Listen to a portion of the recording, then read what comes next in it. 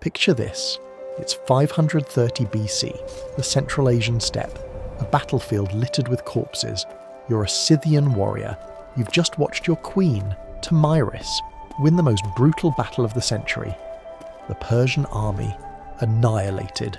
200,000 men, gone. Their general, dead. Their emperor, Cyrus the Great. The man who conquered half the known world, the founder of the Persian Empire, the liberator of Babylon, the king of kings, also dead. But Tamyris isn't done. She's searching the battlefield, walking among the bodies, looking for one specific corpse. She finds him, Cyrus, 60 years old, greatest conqueror of his age, lying in the mud, just another dead soldier. Tamyris orders her men to bring her a wineskin, but not for wine, for blood. She fills it with blood from Persian soldiers.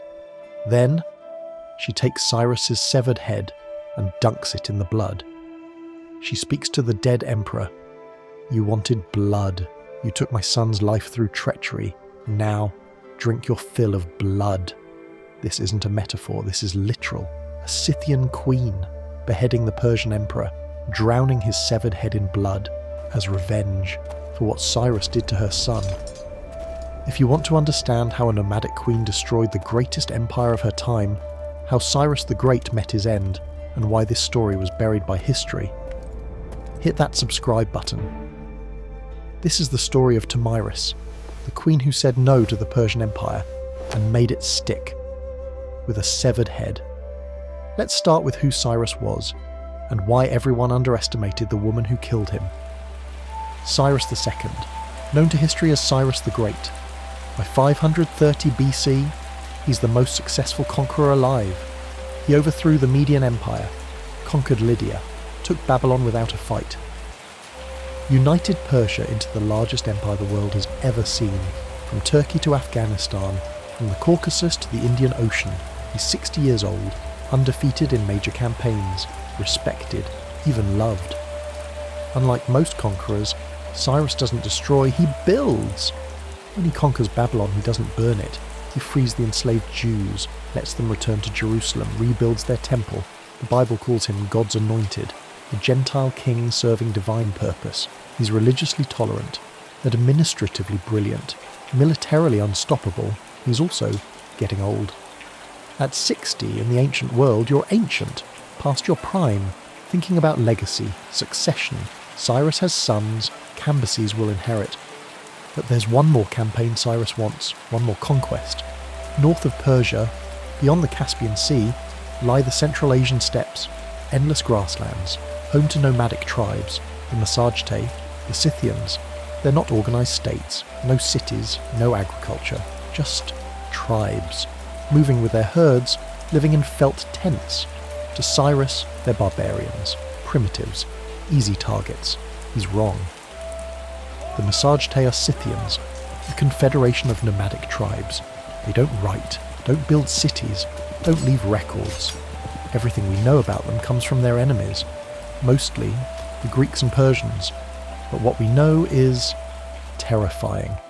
The Scythians are horse archers, cavalry. Every man, woman and child learns to ride and shoot. They invented pants, not joking. Before them, everyone wore robes or togas, impractical for horseback. Scythians wore trousers, revolutionary. They also invented the composite bow, laminated wood, horn and sinew, more powerful than anything the Greeks or Persians had, and they're fast. Nomadic life means they can pack up and move in hours. No cities to defend, no fixed positions. You can't conquer them the way you conquer settled peoples. There's nothing to siege, nothing to occupy. You have to fight them on open ground, in cavalry combat, and nobody beats Scythians in cavalry combat. Their tactics, feigned retreats, hit and run, surround and destroy. They shoot from horseback, at full gallop, accurately. Then they disappear into the steppe. The Persians, heavy infantry, archers who stand still, cavalry but not horse archers. They're designed to fight other empires, cities, fortifications, not nomads who refuse to stand and fight. Cyrus doesn't understand this. He thinks numbers and reputation will be enough. They won't be. The Massagetæ are ruled by Queen Tamyris. We don't know much about her. Age, background, How she came to power, ancient sources just mention her. Queen of the Massage Tay, widow, ruling alone. In a nomadic warrior culture, this means she's capable, respected, probably a warrior herself. Scythian women fought. This isn't speculation. Archaeology confirms it. Burial mounds, kurgans, across the steppe. Female skeletons, buried with weapons, armour, horses. Some have battle wounds, healed injuries, evidence of combat. The Greeks called them Amazons. They weren't mythical. They were Scythians. Tomyris is one of them. When Cyrus decides to invade Massagetay territory, she hears about it. She sends messengers. Her message, King Cyrus, you rule a great empire, I rule my people, we have no quarrel, leave us alone, go back to Persia. Reasonable, direct, clear. Cyrus ignores her. He sends a counter-proposal, a marriage proposal. Marry me, unite our peoples, become Queen of Persia. It sounds diplomatic. It's not. Tamyris isn't stupid. She knows what this means. If she marries Cyrus, the Massagetay become Persian vassals. Cyrus controls the steppe through marriage. No war needed. She sends another message. You don't want me. You want my kingdom. I'm not interested. Leave. Cyrus doesn't leave. He orders his army north toward the Araxes River, the border between Persia and Massagetay territory. Cyrus's army reaches the Araxes, a major river, wide, fast-flowing. The Massagetay are on the other side, watching. Cyrus starts building a bridge, a massive engineering project, thousands of workers, weeks of labour. Tamyris sends another message. Stop building that bridge, turn back, or cross it, and face my army. She's giving him options, war or peace, his choice. Cyrus crosses. The Persian army, maybe 200,000 men, crosses the Araxes into Massagetay territory. They're in enemy lands, nomadic territory, no supply lines, no cities to resupply from. They march inland, following the Massagetay scouts. The Scythians retreat, not fleeing, withdrawing, strategically, drawing the Persians deeper into the steppe, away from the river, away from escape. Cyrus doesn't notice, or doesn't care. He's confident, he has numbers, experience, the greatest army in the world. What he doesn't have is a plan for fighting nomads. Here's where Cyrus makes his fatal mistake. He doesn't just invade, he tricks. The Persians set up camp near a Massagetay position, close enough to provoke a fight. Then, they abandon it. They leave behind supplies, wine, food, tents, weapons, and they retreat, visibly, obviously, making sure the Massagetay see them go. It's bait. The Massagetay scouts report this to Tomyris. She's suspicious. Why would Persians leave supplies? Why retreat? Her son, Spargapeses, is the commander of one Massagetay division. Young, brave, maybe early 20s. He argues for pursuing. They're retreating, we should hit them, Tomyris refuses. It's a trap, let them go. Spargapeses disobeys. He takes his division, maybe 30,000 warriors, and pursues the retreating Persians. They reach the abandoned camp, find the wine, the food. The Massagetay don't drink much alcohol. Nomadic life doesn't allow for heavy drinking. But here's wine. Lots of it. Victory wine, celebration wine. They drink. They get drunk. That night, the Persian army returns, not retreating, attacking, while the Massagetay are drunk, disorganized, vulnerable, slaughter. The Persians kill most of Spargapeses' division, thousands dead.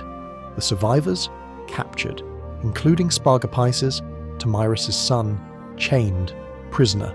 Cyrus has won through treachery. News reaches Tomyris. Her son is captured. Most of his division is dead.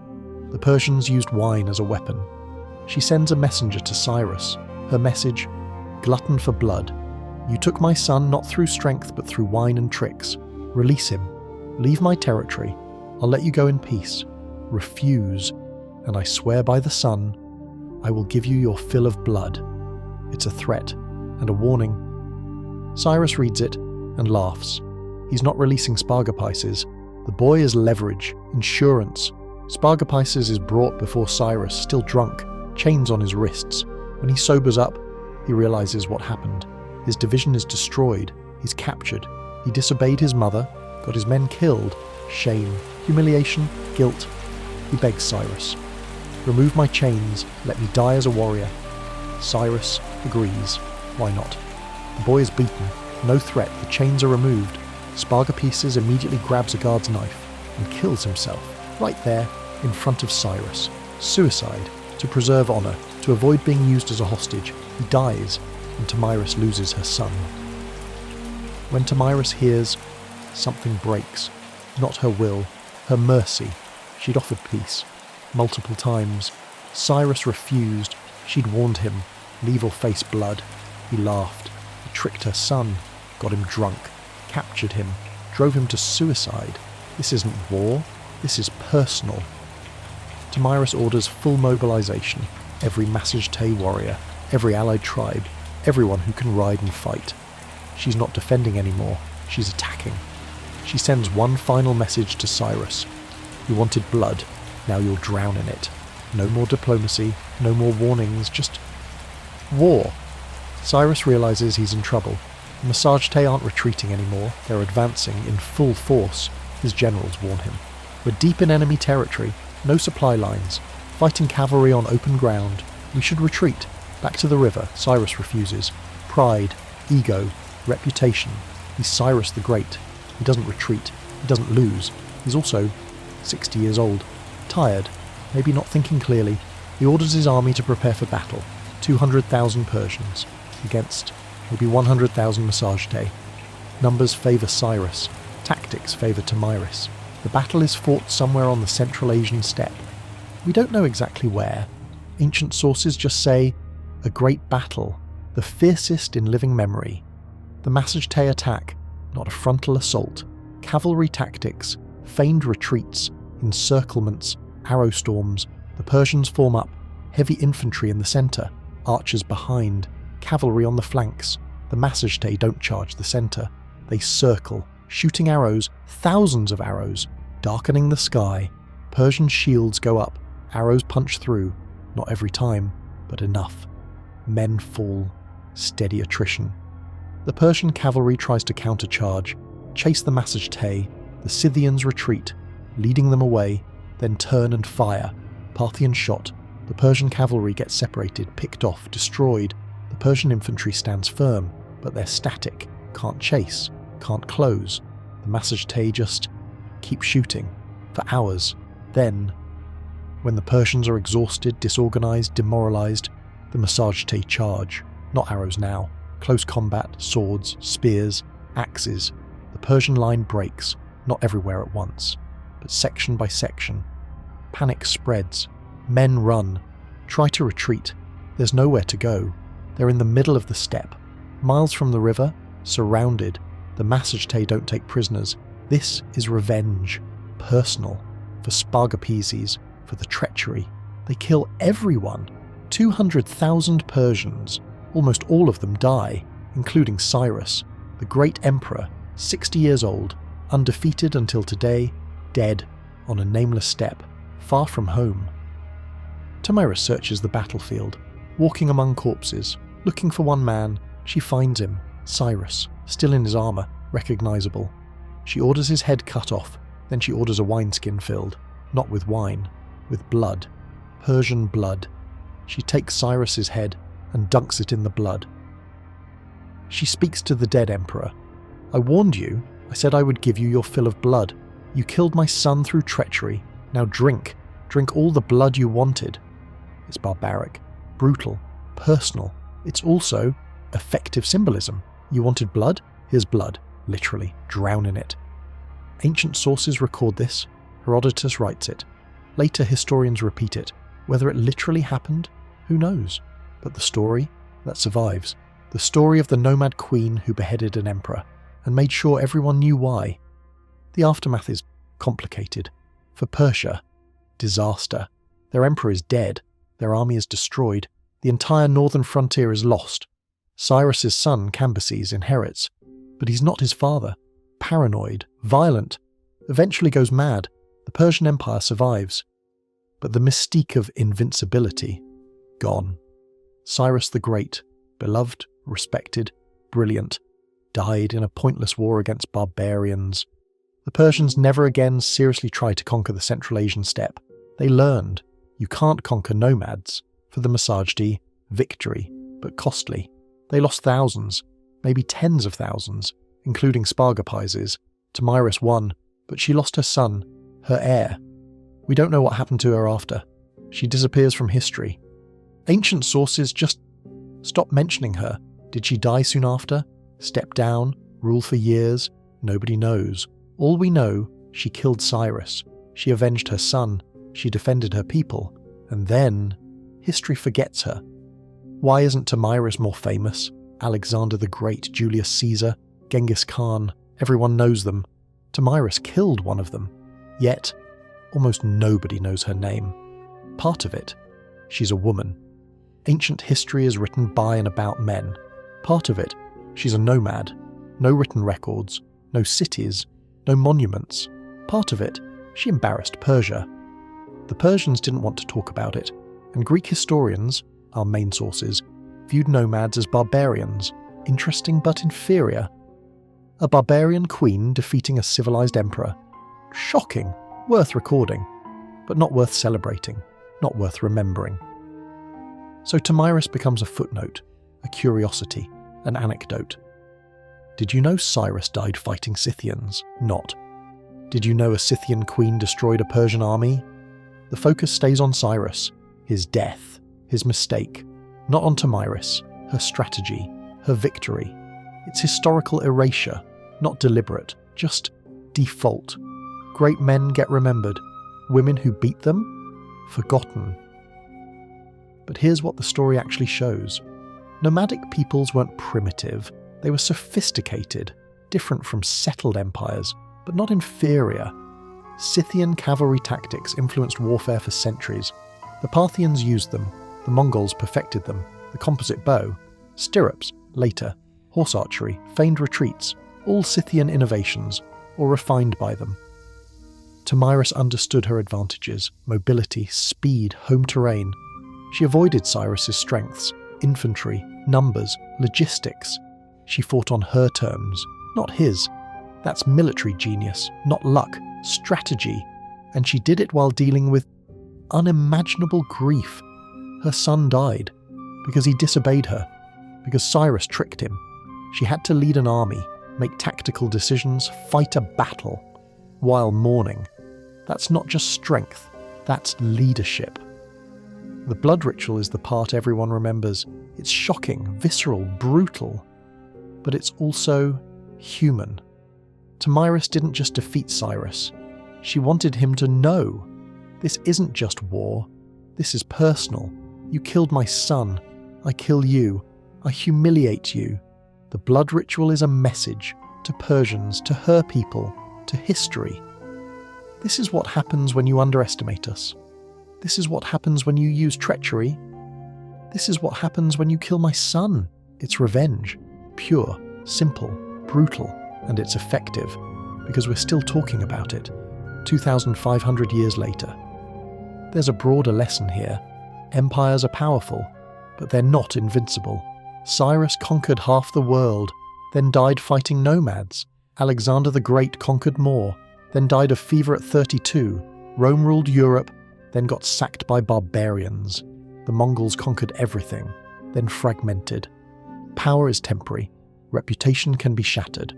All it takes is one mistake, one underestimation, one nomad queen who refuses to submit. Tomyris is important because she reminds us the powerful aren't untouchable. Cyrus thought he was. He was wrong. He thought nomads were weak. They weren't. He thought tricks would work. They backfired, and he paid with his life and his head in a wineskin. Modern archaeology has found evidence of the Masajdi. Burial mounds across Kazakhstan, Uzbekistan, Turkmenistan, weapons, armour, gold, horses, female skeletons buried as warriors, some with injuries, battle wounds. The stories the Greeks told? Not exaggerations, not myths, real, documented, archaeological fact. The Scythians were real, their women fought, their queens ruled. Tamyris wasn't unique. She was part of a culture that valued women warriors, but she's the one we know, because she killed an emperor. and because her story was too dramatic to forget, even if her name was buried. If this story of forgotten female badassery made you think, hit that like button and subscribe. Let me know in the comments, should Tomyris be more famous?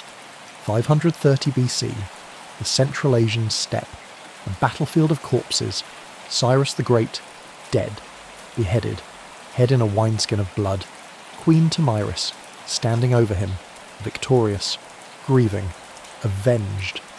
I warned you, you wanted blood, now drink your fill. Sometimes the powerful fall, sometimes the barbarians win, sometimes a mother's revenge changes history, and sometimes the woman who did it gets forgotten, but not completely, because we're still telling her story, still saying her name, Tomyris, the Scythian queen who said no to empire and made it stick with blood.